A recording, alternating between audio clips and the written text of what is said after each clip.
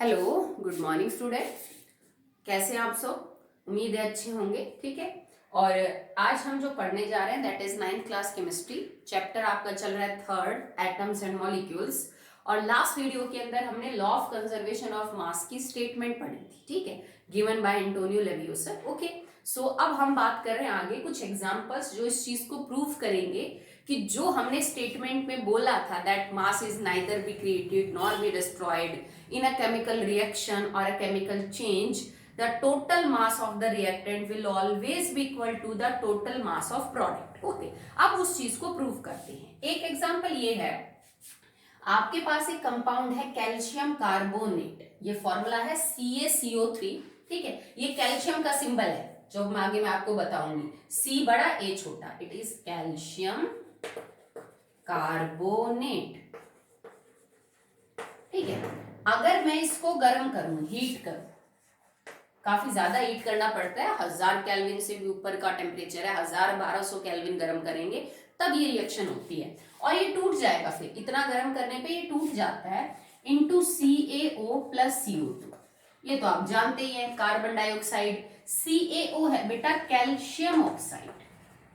Okay, ठीक है। अब मान लो कि ये सब आपने किया और आपने एक बात याद रखना है, ये यहाँ पे गैस की फॉर्म में होता है, ये सॉलिड है और ये सॉलिड है, तो आपको बंद कंटेनर में ये चीज करनी पड़ेगी, नहीं तो तुम्हारी गैस बाहर निकल जाएगी, तो वजन वैसे भी नहीं आएगा तुम्हारा सेम। ठीक है, अगर मैंने इसका 100 ग्राम लिया, मेरे पास 100 ग्राम कैल्शियम कार्बोनेट है और मैं उसको हीट कर रही हूँ एक बंद कंटेनर में, तो एक्चुअली में आपके पास 44 ग्राम तो कार्बन डाइऑक्साइड बाहर निकलेगी और बचा हुआ कितना बच गया? आई थिंक 56 ग्राम आपके पास CaO बाहर निकलेगी। तो टोटल वजन इनका करके देख लो, 56 प्लस में 44, that comes out to be 100। मतलब अगर ये केमिकल चेंज को मैं एब्जॉर्व करूं तो 100 ग्राम कैल्शियम कार्बोनेट को गर्म करने पे जब वो टूटेगा तो मुझे 56 ग्राम कैल्शियम ऑक्साइड और 44 ग्राम कार्बन डाइऑक्साइड बाहर मिलेगी।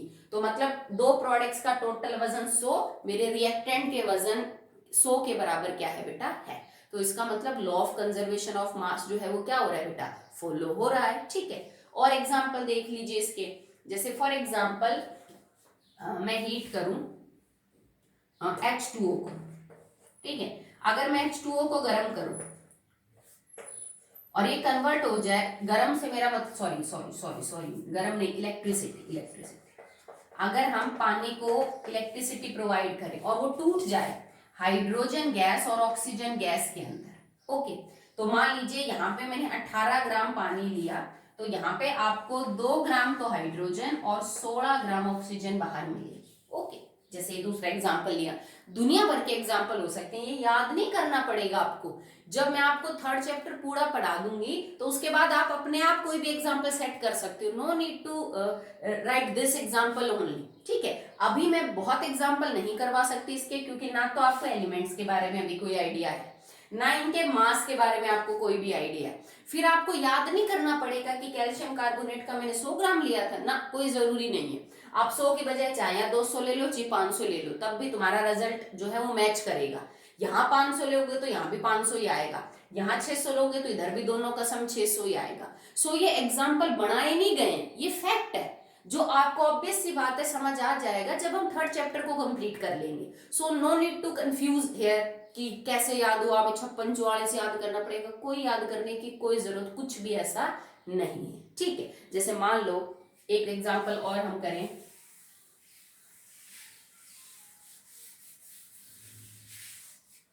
ठीक है, कुछ सॉलिड स्टेट का ही लेते हैं। फॉर एग्जाम्पल मान लो कि आपके पास जस्ट लाइक मैग्नीशियम ऑक्साइड है। ठीक है, और मैग्नीशियम ऑक्साइड को हम गर्म करें बहुत स्ट्रांगली और ये मैग्नीशियम और ऑक्सीजन गैस अलग अलग में कन्वर्ट हो जाए, या फिर आप इसको हाफ ऑफ वन सेकेंड, हाँ ठीक है, हाफ ऑफ कर लीजिए, नहीं तो बैलेंस वैसे भी कर सकते हैं। तो अगर मान लो कि यहाँ पे मेरे पास जो मैग्नीशियम ऑक्साइड का टोटल वजन है दैट विल बी 24 प्लस में 16 कम्स आउट टू बी 40। मैंने मैग्नीशियम ऑक्साइड जो है वो 40 ग्राम लिया। 40 क्यों लिया? क्योंकि मैग्नीशियम का जो एटॉमिक मास है वो 24 है, ऑक्सीजन का 16 है, तो मैंने जोड़ के 1 मोल ले लिया 40 ग्राम। अगर मैं 40 ग्राम मैग्नीशियम ऑक्साइड को जलाऊं तो मेरे पास 24 ग्राम मैग्नीशियम और एक्चुअली में 16 ग्राम जो है वो क्या बाहर निकलेगा बेटा, ऑक्सीजन बाहर निकलेगा। If I decompose 40 gram of magnesium oxide, then it will give 24 gram of magnesium and 16 gram of oxygen gas। यहाँ पे भी मुझे कंटेनर क्लोज करना पड़ेगा क्योंकि ये सॉलिड हो सकता है बट ये तो गैस की फॉर्म में बाहर निकलेगा। ठीक है, तो हमेशा जो आपका आंसर आएगा वो कुछ ऐसा ही होगा कि रिएक्टेंट का टोटल मास प्रोडक्ट के टोटल मास के क्या होगा बेटा, बराबर। बस थोड़ी एक्यूरेसी मेंटेन करिए। If one of your product और रिएक्टेंट इज अ गैस, समझ गए? ठीक है, चलिए आगे देखते हैं इसको।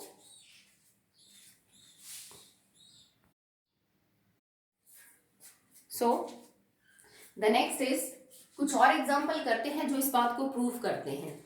जो हम law of conservation of mass की बात करें, it is not only applicable to the chemical changes but they are also applicable to the physical change. Physical change ऐसे कि मेरे पास एक लकड़ी का बड़ा सा टुकड़ा है जिसका वजन 500 ग्राम है। ठीक है, अब मैंने इसके छोटे छोटे 4 टुकड़े कर दिए, बराबर साइज के हैं, छोटे हैं, बड़े हैं, कुछ भी हो सकता है, चारों बराबर साइज के भी हो सकते हैं, छोटे बड़े भी। और मेरे पास 500 ग्राम का ये जो था वो लकड़ी का पीस था। अब अगर मैं इन चारों पीसीस का वजन करूं तो ये मेरे पास 500 ग्राम ही आएगा। सिंपल सी बात है। अगर आपने बराबर कट किया है, लकड़ी वेस्ट नहीं की, या फिर मान लो काटते वक्त थोड़ा बहुत बुरादा इधर उधर गिर गया तो आप उस बुरादे को भी ऐड कर लो टोटल वजन में। गिरा तो लकड़ी में से ही है ना, तो ये एक फिजिकल चेंज है जिसमें वजन क्या आएगा बेटा, आपके पास बराबर आएगा। ठीक है, आपके पास मान लीजिए कोई नोटबुक है और उस नोटबुक के अंदर 100 पेज है, इट कंटेन्स 100 पेजेस, और अब मैंने नोटबुक के 100 पेज अलग अलग कर दिए। ठीक है, तो अब कवर प्लस में 100 पेज का वजन जोड़ लो, वो उसी वजन के बराबर आएगा जब तुम्हारे पास नोटबुक सही थी, उसको हमने फाड़ा नहीं था। So the changes we have discussed till now are physical changes। जैसे आपने लकड़ी के किसी ब्लॉक को छोटे ब्लॉक्स में कट किया, या फिर जैसे आपने नोटबुक के पेजेस फाड़े, या फिर मान लो आप बर्फ को पानी में कन्वर्ट कर रहे हो। You have taken 100 gram of ice और आपने उसको बाहर नॉर्मल कंडीशन में लाके रख दिया फ्रिज से बाहर, तो वो पिघलेगा बेटा। ठीक है, और जैसे ये आइस पूरी मेल्ट हो जाए तो जो पानी होगा ना उसका वजन भी कितना मिलेगा आपको, 100 ग्राम मिलेगा। ठीक है, तो मतलब ये फिजिकल चेंज है कि लिक्विड की हमने जो एक्चुअली पानी की सॉलिड स्टेट से उसको किस में कन्वर्ट कर दिया, लिक्विड में। कोई नया सब्सटेंस तो नहीं बना, फिजिकल चेंज है, but these are actually result of law of conservation of mass. आपको यहाँ दिखा कि कोई वजन के अंदर जो है वो कमी या फिर ज्यादा नहीं हुआ। ओके, अब हम यही चीज केमिकल चेंज के अंदर भी प्रूव करेंगे बाय एन एक्सपेरिमेंट। ठीक है, जैसे मैंने आपको अभी एक रिएक्शन करवाई थी कि CaCO3 को अगर मैं हीट करूं, ये अगर मेरे पास 100 ग्राम हो, it will convert into CaO and CO2। ये 56 ग्राम बनेगा और ये 44 ग्राम बनेगा। ठीक है, इस गैस को मेजर करना, कंट्रोल करना थोड़ा मुश्किल है। आप बच्चे हैं तो हो सकता है गैस कहीं ना कहीं से तो रास्ता बेटा ढूंढ ही लेती है, एस्केप आउट हो सकती है। अगर इसमें से 2 ग्राम भी बाहर निकल गई तो आपका रिजल्ट सेम नहीं आएगा। और 2 ग्राम जो रिजल्ट है, देखो जैसे मान ली इसमें कम आया, 98 ग्राम आ जाओ आपका आंसर, तो वो सही नहीं है। आप 2 ग्राम को इग्नोर नहीं कर सकते हो। मैंने बोला पॉइंट 1-2 इधर उधर हो जाए तो चलो कोई बात नहीं, एक्सपेरिमेंटल एरर हो सकता है, पर इतना तो आप इग्नोर नहीं कर सकते। अब हम एक सिंपल सी रिएक्शन करके देखेंगे जो law of conservation of mass को वैलिड कर देगी कि हाँ ऐसा होता है। ठीक है, और उसमें गैसियस रिएक्टेंट और प्रोडक्ट नहीं है, तो थोड़ा सा आप उसको जैसे केयरफुली हैंडल करोगे तो आप आराम से अपने रिजल्ट तक पहुंच सकते हो। ओके, तो चलिए एक एग्जांपल देखते हैं जिससे आप इस चीज को प्रूव कर सकते हो। तो रिएक्शन बेटा बड़ी टाइप की होती है, केमिस्ट्री में बहुत टाइप की रिएक्शंस है। आप 10th 11th 12th में आगे पढ़ोगे टाइप ऑफ रिएक्शन, उसमें से एक रिएक्शन को हम एज एग्जांपल ले रहे हैं। ठीक है, प्रेसिपिटेशन रिएक्शन। ठीक है, रिएक्शन के टाइप्स में से एक रिएक्शन है प्रेसिपिटेशन। इसको प्रेसिपिटेशन रिएक्शन क्यों बोला जाता है, because in these types of reactions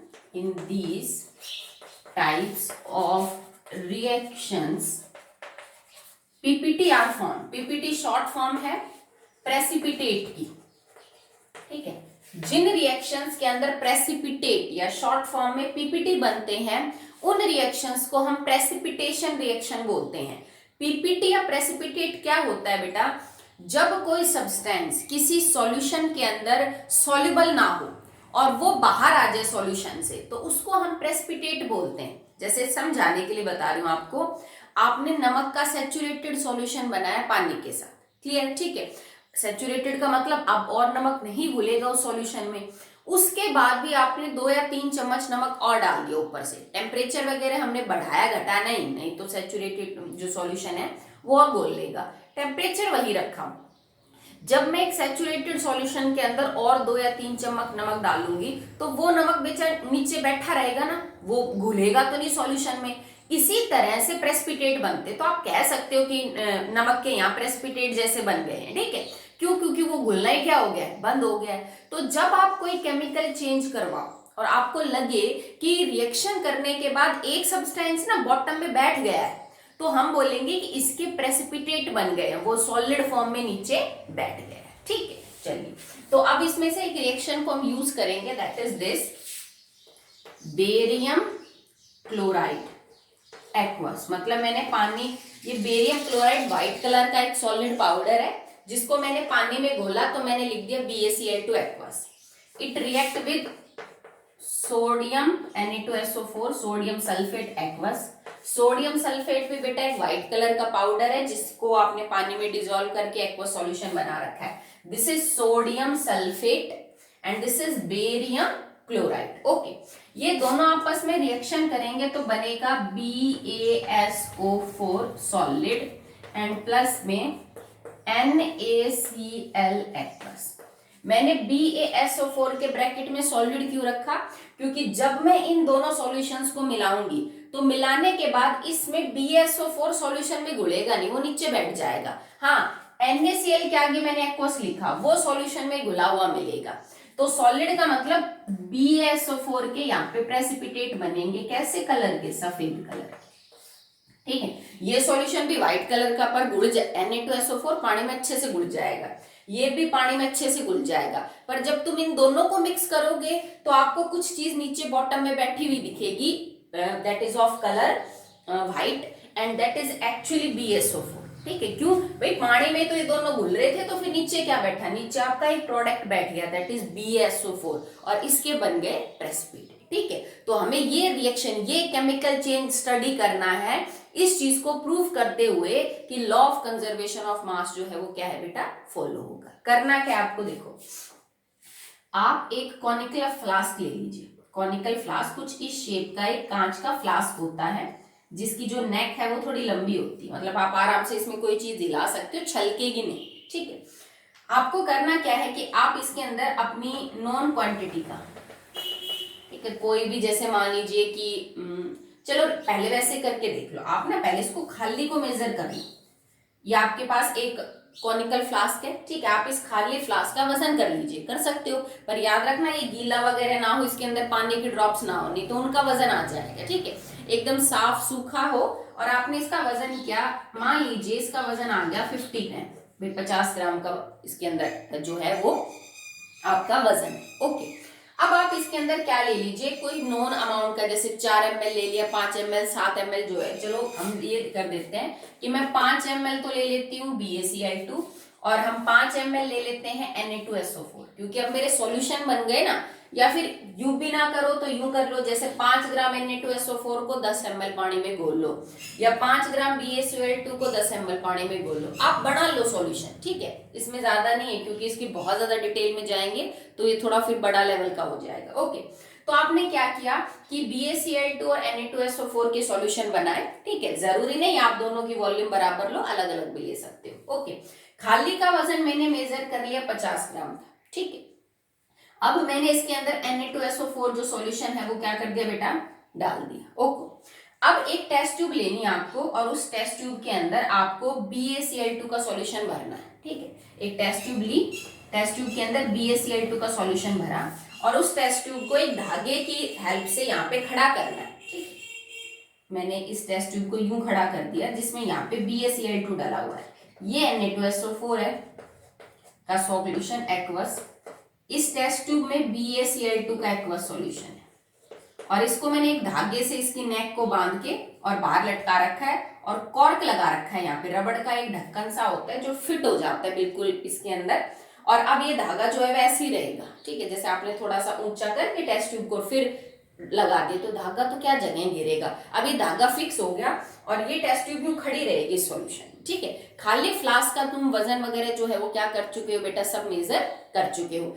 आप चाहे ना तो अगर आप अपने एक्सपेरिमेंट को और भी एक्यूरेटली करना चाहते हो तो आप क्या करना बेटा, पहले खाली फ्लास्क का जो है वो वजन मेजर कर लो। जैसे फ्लास्क का वजन आ गया 50 ग्राम। फिर जो आपने Na2SO4 लिया उसका वजन मेजर कर लो। Na2SO4 मान लीजिए मैं ले लूं 10 ग्राम। फिर तुम खाली टेस्ट ट्यूब का वजन मेजर कर लो। मान लीजिए कि टेस्ट ट्यूब का जो वजन है दैट इज 10 ग्राम। फिर इसके अंदर जो BaCl2 डाला उसका वजन मेजर कर लो। BaCl2 का वजन मान लीजिए 20 ग्राम। और क्योंकि तुमने कॉर्क भी लगाया है तो कॉर्क का वजन और मेजर कर लो। मान लो कॉर्क का वजन है 5 ग्राम। समझाने के लिए बात बता, धागे का तो क्या वजन मेजर करेंगे बेटा, छोटा सा धागा इतना सा लगेगा ज्यादा, उसमें क्या वजन होगा। तो आप हर चीज का अलग अलग वेट मेजर करके फिर आपने सब चीज इसके अंदर डाल दी। अब मैं अगर आपसे ये पूछूं बेटा इस पूरे जो टोटल सेटअप आपको नजर आ रहा है इसका वजन कितना होगा, तो तुम कहोगे मैडम सबको जोड़ दो। टेस्ट ट्यूब का वजन, BaCl2 का, Na2SO4 का, कॉर्क का, फ्लास्क का, सबका जोड़ दो। तो अगर हम सबका जोड़े तो देखो 50, 60, 70, 80, 90 और 5 95, टोटल मेरे जो सिस्टम है ये इसका वजन कितना हो जाएगा बेटा 95 ग्राम। ओके, अब आपको करना क्या है, अभी तक मेरे जो दो सॉल्यूशन है ना बेटा वो आपस में रिएक्ट नहीं कर पाए क्योंकि मैंने टेस्ट ट्यूब को खड़ा कर रखा है सॉल्यूशन में। ये दोनों चीजें तो मिक्स हो ही नहीं पाई अभी। अब आपको क्या करना है कि ये जो कॉर्क है ना आप इसको थोड़ा ढीला कर दो। अभी तो हमने एकदम टाइट फिट कर रखा है इसको ताकि ये बिल्कुल धागा स्ट्रेट एकदम वैसे ही रहे जैसे हम चाहते हैं खड़ा। अब जैसे आप कॉर्क को ढीला करोगे तो धागे की पकड़ भी ढीली होगी और जो आपका धागा है वो ढीला होगा, लंबा होगा और फाइनली ये जो टेस्ट ट्यूब है ना इसका लिक्विड इसके साथ रिएक्ट करेगा। क्योंकि अब ये टेस्ट ट्यूब खड़ी है क्योंकि धागे से खड़ी कर, धागा जब छोड़ेंगे तो टेस्ट ट्यूब गिर जाएगी और टेस्ट ट्यूब गिरते ही आपका जो सारा सॉल्यूशन है वो मिक्सअप हो जाएगा। मतलब अब BaCl2 एक्वस Na2 एक्वस के कांटेक्ट में आ जाएगा। ओके, रिएक्शन हो जाएगी, BaSO4 बन जाएगा, NaCl बन जाएगा। कुछ टाइम लगेगा, 15-20 मिनट, आधे घंटे बाद आप देखोगे कि कोई व्हाइट कलर का सब्सटेंस नीचे बैठ गया, दैट इज BaSO4। और जो सॉल्यूशन आपको नजर आएगा लिक्विड उसमें NaCl होगा पानी के साथ, ठीक है। हमने कॉर्क थोड़ा ढीला किया था, हटाया नहीं था। गैस इस रिएक्शन में कोई बनती नहीं है कि जो बाहर निकल जाएगी, चलो ज्यादा ढीला हो भी गया कॉर्क तो गैस बाहर निकल जाएगी, ठीक है। ये भी लिक्विड, ये भी लिक्विड, ये भी लिक्विड और ये सॉलिड, और लिक्विड और सॉलिड तो यूं ढक्कन ढीला करने से बाहर निकलने से रहे। ओके, अब अगर ये केमिकल रिएक्शन हो गई फ्लास्क में तो पहले जितना वजन था ना पूरे फ्लास्क का, सारे रिएक्टेंट्स का, सबका मिला के, अब मैं वजन चेक कर लेती हूँ क्या कम हुआ कि ज्यादा, क्योंकि केमिकल रिएक्शन तो हो चुकी है बेटा। देखते हैं वजन आपका 95 ग्राम से कम होगा कि ज्यादा। तो आपका ये जो पूरा का पूरा सेटअप है ना जिसमें अभी टेस्ट ट्यूब नीचे गिर चुकी है, ये जो टेस्ट ट्यूब है ये नीचे गिर चुकी है और सारा सॉल्यूशन मिक्सअप हो चुका है।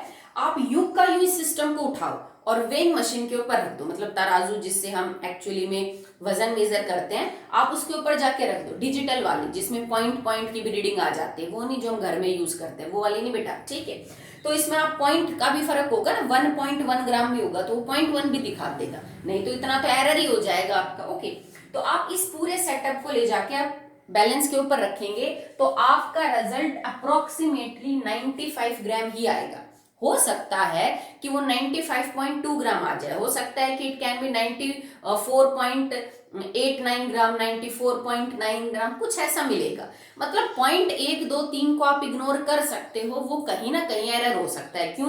क्योंकि तुमने इतनी सारी चीजों का मेजर किया है वजन, तुम्हारे फ्लास्क का 50 था, Na2SO4 का, अगर तुमने किसी भी एक चीज के वजन को मेजर करने में मान लीजिए 0.2 की गड़बड़ कर दी कि होना तो था टेस्ट ट्यूब का वजन 9.8 और तुम्हारा 10 आया, तो ऑब्वियस सी बात है 0.2 की तो आगे भी गलती मिलेगी, समझ रहे हो। तो इतना तो एक्सपेरिमेंटल एरर चल सकता है, पर 5-10 ग्राम का फर्क हो तो फिर आप उसको इग्नोर नहीं करेंगे, फिर आपका रिजल्ट गलत है, ठीक है। तो जब हम पूरे का वजन मेजर करेंगे तो अप्रोक्सीमेटली हमारा 95 ग्राम ही आंसर आएगा। इसका मतलब कि इस फ्लास्क में जो केमिकल रिएक्शन हुई उसके बाद जो प्रोडक्ट बने उनका भी टोटल वजन रिएक्टेंट के टोटल वजन के बराबर था। क्यों बराबर था? क्योंकि देखो बेटा, जो चीज बदल रही है वो तो ये है भाई, पहले रिएक्टेंट था फिर प्रोडक्ट बन गया। क्या टेस्ट ट्यूब का वजन बदला? नहीं। क्या कॉर्क का वजन बदला? नहीं। क्या फ्लास्क का वजन बदला? नहीं। तो मतलब जो चीज चेंज हो रही है दैट इज रिएक्टेंट।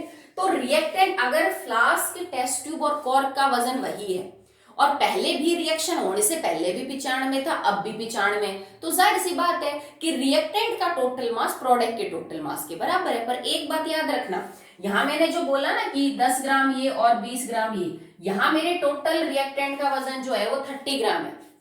यहां भी 30 ग्राम ही होगा, पर ये जरूरी नहीं कि ये 20 और 10 होगा या 10 और 20 होगा। हो सकता है ये 15 और 15 हो, ये कोई भी आंसर हो सकता है, एक 25 और एक 5 बन जाए, पर दोनों का सम जो है वो 30 ही होगा। अगर मैंने यहाँ पे 30 लिया है तो ठीक है, क्योंकि फ्लास्क, कॉर्क और टेस्ट ट्यूब का वजन तो बदल नहीं सकता, वो तो हमने वही रख रखी है। तो इसका मतलब अगर पहले भी 95 और अब भी 95 है तो रिएक्टेंट का जो टोटल मास आपने लिया वो प्रोडक्ट के टोटल मास के बराबर होगा। क्योंकि इसको तो आप कट कर दो, एक चीज हटा दो, दो चीज हटा दो और 3 हटा दो, इनको हटा दो, ठीक है। तो इसका मतलब 95 में से अगर आपने वो बाकी सारी चीजें गायब कर दी तो यहाँ पे आपका 30 है और उधर भी आपका क्या मिलेगा? 30। तो इस एक्सपेरिमेंट से भी आप प्रूव कर सकते हो that law of conservation is valid, वो सच में लागू होता है। ओके, चलिए नेक्स्ट देखिए। Now the numericals on law of conservation of मास, बड़े ही इजी है बेटा।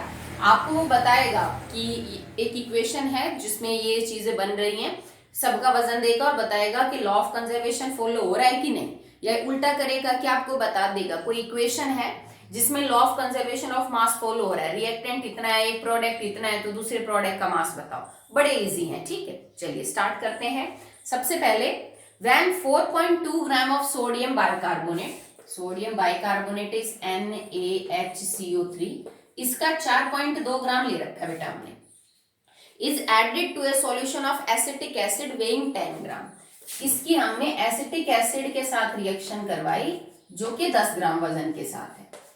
Okay, now it was observed that 2.2 gram of CO2 is released and in the atmosphere the residue left is found to weigh 12 gram। तो इसने क्या observe किया कि CO2 जो बाहर निकली वो 2.2 निकली, तो रिएक्शन पूरी ये हो जाएगी बेटा, it will form CH3COONA plus water and plus CO2। ये रिएक्शन पूरी यूं होती है कि जब सोडियम बाइकार्बोनेट को मैं एसिटिक एसिड के साथ रिएक्शन करवाऊं तो वो कार्बन डाइऑक्साइड, सोडियम एसीटेट और वाटर बाहर निकालता है। इसने बोला कि कार्बन डाइऑक्साइड का वजन जो बाहर निकला ना वो 2.2 था, और आगे क्या कहता है, इज रिलीज्ड, हाँ, the residue left is found to 12 gram. अब रेजिड्यू से इसका मतलब क्या है कि CO2 के बाद जो चीज बची ना उसका वजन 12 ग्राम था, तो मतलब इन दोनों चीजों का वजन कंबाइंडली कितना है? 12 ग्राम है। ओके, कह रहा है कि ये बताओ क्या ये equation law of conservation of mass को फॉलो करती है? कुछ नहीं, आप बस रिएक्टेंट और प्रोडक्ट का टोटल मास चेक कर लो सेम है कि नहीं। तो देखो रिएक्टेंट का टोटल मास कितना हो जाएगा, 10 प्लस में 4.2 दैट विल बी 14.2 ग्राम। यहाँ पे चेक कर लीजिए, 12 प्लस में 2.2 दैट विल बी 14.2 ग्राम। तो भाई मेरे प्रोडक्ट का टोटल मास रिएक्टेंट के टोटल मास के बराबर है। It means this equation follows law of conservation of mass. Okay, simple, ऐसे मिलेंगे बेटा आपको ज्यादातर। अगला देखिए,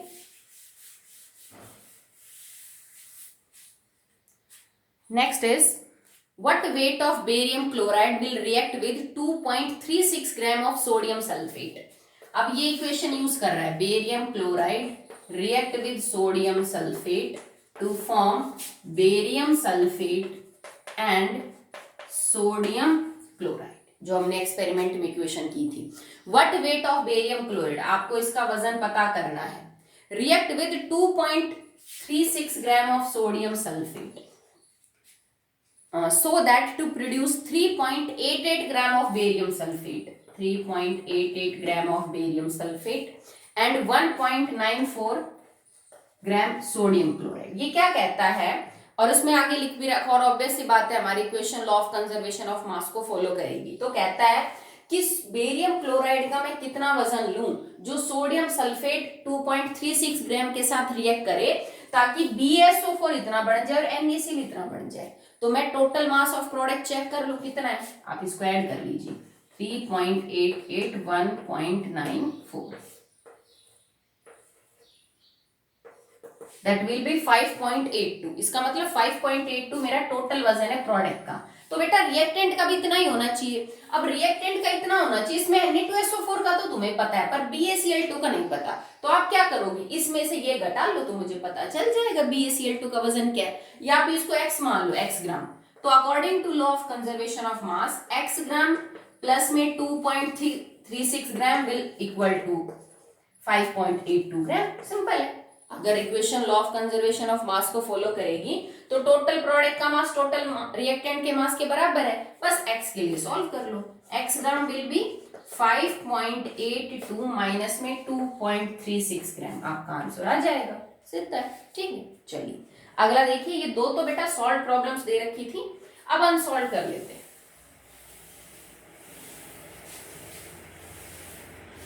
Okay, so first is 3.6 gram of sodium carbonate is added to 15 gram acetic acid.